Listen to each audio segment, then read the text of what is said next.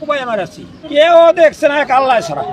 আমার ফাঁসি হইব আর তো কিছু না, ও আমি শান্তি, তবু আমি শান্তি হইয়া গেলাম। টাকাটা নিয়ে হ্যাঁ জুয়া খেলতো, টাকাটা নিয়ে নেশা বলতে যা কইলাম না, মাদককে দইরা, মতেরকে দইরা, গাঁজারকে দইরা সব খাইছে। বাড়িতে কি খাইয়ে দেয় আমদম করছে? খাইয়া আমদুম করছে, ভাঙ্গা চুরি করছে। আমার ছেলের নাম কাউসার হাবি। তো 3টার সময় আসি, 3টার সময় ভাত দিছি তাই খাইতে, হ্যাঁ ভাত খাইছি।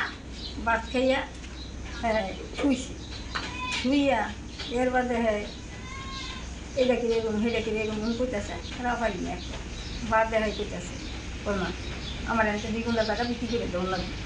তো 2 ঘন্টা টাকা বিক্রি করে দিব, আমার ছেলে লেগে আছে কেন করে বাবা আমি 2 ঘন্টা টাকা বিক্রি করে দিই, আমি 2 ঘন্টা টাকা বিক্রি করে দিই, থাকবা করলে দিলাম তো তোমার আনি 2 ঘন্টা টাকা বিক্রি করে দিতি না।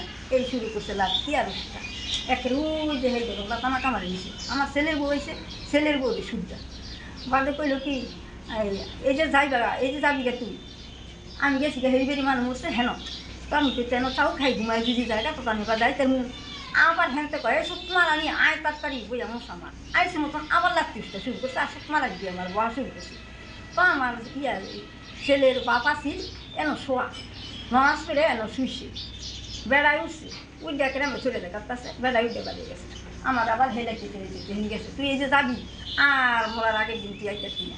তো আমি এলা কি যে সর্ব তুলে দিছি, তো আমি কি আমার বিয়ের বাড়ি যাই এই ঘুমাই সময় থাকলে আমি আমনে। তো এই মুহূর্তে তোলা আবার ফোন করে কইসু বলে এরকম মিশি আঙ্গ বউ যা আছে সব বেরি মানুষ হ্যাঁ ঘুমাই গেছে না। তো আমার মরদ মেনি কি দোষটা, আমার মরদ মেনি কিচ্ছু দোষ না। তো আমি আমনে করতাম সবার তাই আমার মরদ মেনের মুক্তি চাই, আর কিচ্ছু চাই না, মুক্তি চাই। আমার মরদ মেনের কিচ্ছু দোষ না, সব দোষ আমার ছেলে। অনেক শান্তাইছি মাইনের বাড়ি কুড়াল মেরা রোজা চাই না, তারে টেহা দম লাগবে, দুগে দুগে বেল দুগে দুগে যে বেচাই না। আমার মরদ মেনে তারে দম লাগবে, 200 টাকা বেচলে 400 টাকা চাইছি। আমার মরদ মেনে দিব করতে টাকাটা নিয়ে আসে কি করতো মূলত? টাকাটা নিয়ে হ্যাঁ জুয়া খেলতো, টাকাটা নিয়ে নেশা বলতে যা কইলাম না, মাদককে দইরা, মতেরকে দইরা, গাঁজারকে দইরা সব খাইছে। বাড়িতে কি খাইয়ে দেয় আমদম করছে? খাইয়া আমদুম করছে, ভাঙ্গা চুরি করছে, সব ভেঙে দিচ্ছে আবার, সব ভাঙছে, মাছে দিচ্ছে। আর কেউ ওর লোকে না, বাইরের লোকে না, কেউ ওর লোকে না, এর বাপের লোকে আর আমার লোকে। মানে ইয়েটা করতো, নির্যাতনটা করতো? হ্যাঁ। ও, তাহলে কি আপনি আপনার স্বামীর মুক্তি চাচ্ছেন? আমি আমার স্বামীর মুক্তি চাই। আচ্ছা। নিহত কাউসার বাগমার আমার ছোট ভাই, আপন ছোট ভাই। সে আমরা তো দরিদ্র ফ্যামিলি পোলা, সে ছোটোবেলার থেকেই নেশা করে।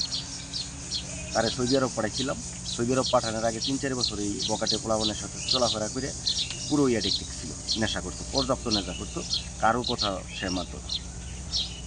পরে বাড়ির সবাই মিলা বিষা বৈশা চিন্তা করলাম হ্যাঁ বিদেশ পাঠাই দিলাম, সৌদি পাঠাই দিলাম। সৌদি 3-3.5 বছর রয়েছে, একটা সাপ্লাই কোম্পানিতে ছিল। প্রথম 2 বছরে তেমন সুবিধা করতে পারে নাই, লাস্টের 1 বছর যেটা ছিল, 1-1.5 বছর ছিল, ওইটা আর কি পলায়া অবৈধভাবে ছিল, মোটামুটি কিছু টাকা কামাইছে। এমনই একদিন সে বাড়িতে ডেকে ফোন করে বলছে আমি দেশে চলে যাবো, আমার বিদেশে আর ভালো লাগে না, কামকাজের অবস্থা ভালো না। আমার কাছে বলছে আমার বাড়ির থেকে কাউসার তো চলে আসবে। সাথে সাথে আমি কাউসারে ফোন দিচ্ছি, তুই দেশে চলে আসবি, ভয়েস কল দিচ্ছি, তুই দেশে চলে আসবি ভাই, তুই কীরকম টাকা পয়সা কামাইছ, তোর কীরকমের আয় উন্নতি আছে, দেশে গিয়ে চলতে পারবি, ব্যবসা করতে পারবি না, আগের মতনই চলাফেরা করবি। সে আমার বলতেছে না আমার বিদেশ আর ভালো লাগে না, আমি দেশে চলে যাবো। দেখ আইসাপুর ভেড়া তোর আমি ধরে রাখতে পারবো না, আমি অন্য দেশে। আমার কাছ থেকেই ওখান থেকেই টাকা চাইছে, ভাই আমার কিছু টাকা লাগবে, টাকা দিলে আমি পুলিশের কাছে ধরা দিয়ে আমি চলে আসবো। মানে বাপ মা তো মনে করেন পাগল হয়ে গেছে, বাপ মা আমার কাছে ধরছে, আমি টাকা দিয়ে দিচ্ছি, চলে আসছি। আইসা তো মনে করেন এই 1 বছর ধরে আর হ্যাঁ কোনো কামাই নাই, কোনো কর্মকাজ করে খায় না। হ্যাঁ যে টাকাটা ছিল মার কাছ থেকে মনে করে ছলে বলে কৌশলে নিয়ে মোটরসাইকেল কিনলো একটা, 15-20 দিন বা 1 মাস চালাইলো, মোটরসাইকেলটা বন্ধক দিল, বারে টাকা এনে মোটরসাইকেলটা বিক্রি হয়ে গেল। এর কিছুদিন পরে আরেকটা মোটরসাইকেল হাতের মাঝে কাশের শিরা বাইনা মারে ব্ল্যাকমেল করছে, তুমি যদি আমার টাকা না দাও, মোটরসাইকেল না কিনা দাও, দ্বিতীয় মোটরসাইকেলটা আর কি, এই যে আমি বিষ খেয়ে মরে যাবো।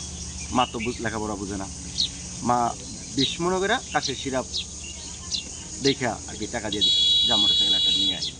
এই মোটরসাইকেল নিল। এখন 2টা মোটরসাইকেল পরপর কিনে দিল, মার কাছে আর টাকা নাই। এই শুরু হয়েছে মনে করেন অত্যাচারের মাত্রা বেড়ে গেল। এখন মা কইতে দিব ঠিক আছে, বাবাই দাঁড়া বেছে, বাবাই নানান কাম করে, কইরা মনে করেন সবজি মজবি বেচছে, 200 টাকা কামাই করলে হ্যাঁ 400 দিতে পারে খাবার গরিব টাকা। আজকে এত দাও, কালকে এত দাও, পরশু এত দাও, প্রতিদিনই আর কি এরকম চলছে, তো চলছেই। এর মাঝে মনে করেন যেদিনের ঘটনার দিন রাত্রে 3টার দিকে আসছে, আইসা মনে করেন বাপ মারে বলতেছে সুস্থ অবস্থায়, ওই সময় হ্যাঁ খুব মোটামুটি সুস্থ ছিল, খাওয়া দাওয়া করছে, খাওয়া দাওয়া করে আর কি বলতেছে শুইছে। শোয়ার পরে এই 2-4-5 মিনিট পরে মনে হয় মায়ের বলতেছে এইটা এমনকে, এইটা এরকমকে, আমার এইটা এরকমকে কইয়া বল গালি গালাস, আমার এখান থেকে জায়গা বিক্রি করে দে, আমি জায়গা ছাড়া হইব না, আমার জায়গা দিয়ে আমার টাকা লাগে। এই মায়ের কথা দিচ্ছে তোরা টাকা দিব, আমার তো পোলা আরও দুধে দিচ্ছে, তোরা জায়গা বিচ্ছে টাকা দিব, আমি এটা সম্ভব। এই মায়ের বাইরে ঘুরে বাড়ি থেকে বাড়ি মা গেছে পাশের বাসায় মৌতা বাড়ি, ওই বাড়ির মানুষ মরছে, ওই বাড়ি থেকে আবার ডেকে নিয়েছে বইকে গালি গালাস করে আইনা মনে করেন তোর না কইছি যাই দিকে চলে যা। পরে মা গেছে বোনের বাসায়, পরে আব্বা ফজর নামাজ পড়ে আইসছে, আইসা তো মনে করেন কিছুক্ষণ পরে বাবা এই ঘটনা ঘটাই ফেলাইছে। এখন মনে করেন বাপও আমার যে ঘটনা ঘটাইছে সে আমার বাপ, যে মনে করেন মারা গেছে সে আমার আপন ভাই, ছোট ভাই। এখন তো দুইটোই মনে করেন আমার আত্মীয়, দুইটোই আমার রক্তের, আমি তো তাদের বাইরে না। আমি যে ভাই মরছে তাদের জন্য দেশবাসীর কাছে দোয়া চাই, আমার বাপের মুক্তির জন্য আমি মাননীয় প্রধানমন্ত্রীর কাছে জোর হাত দিলে মুক্তি কামনা করি। কারণ আমার মা 3 বেলা খাইতে পারতেছে না, রোজা রাখা মায়ের এত মনে করেন রাইখা আমি কোনো ভাই যেতেও পারতেছি না, কোনো ভাই যে যাবো কারোর সাথে কথা বলবো, মা কিছুক্ষণ পরে পরে জ্ঞান হারাই বলতেছে। আমি মাননীয় প্রধানমন্ত্রীর কাছে আমার বাপের মুক্তি চাই।